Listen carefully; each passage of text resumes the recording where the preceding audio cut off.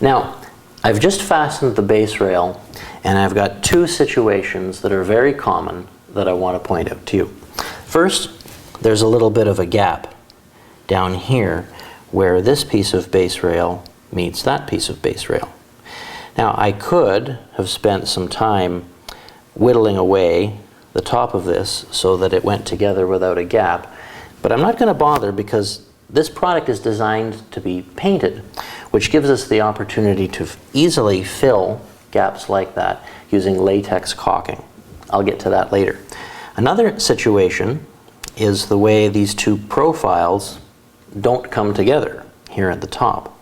The way I'm going to solve that is by putting the stile on this wall in first to fill up this gap, and then the stile on this wall butting up against the first stile in order to completely hide that area of gap and mismatch. Now, as I said before, we're dealing with an inside corner situation, and that means that we have two stiles coming together to define that inside corner.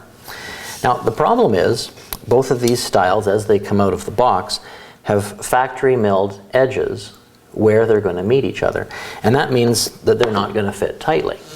So I have to cut off those factory milled edges in order to get the joint between the two stiles to be correct. I also want to reduce the width of the stiles, because if I took two full width stiles and put them together in a corner, that would be just too much stile area in that one spot. It would look strange. So I'm going to reduce the width of the stiles so that they look correct. I'm going to make one stile slightly wider than the other because it will fit behind in the corner. So even though one is wider, they will appear to be the same width when looked at from the surface. Now, I'm going to use a table saw for this job. If you don't have a table saw, you can complete a similar cut with a handheld circular saw following a line that you mark. Now, your results won't be as crisp as if you used a table saw, but that really doesn't matter because we're going to be going over the whole installation with latex caulking later to fill all the gaps and cracks before we paint.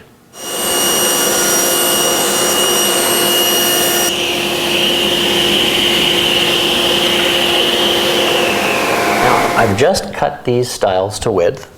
I made this one 2.5 inches wide and this one 3 inches wide. Because the material is a 1/2 inch thick, I made this one a little wider because it fits behind the first one. But you see, they now come together quite tightly, and they solve that problem I pointed out earlier where the profiles in the top of the adjoining base rails didn't mesh up with each other.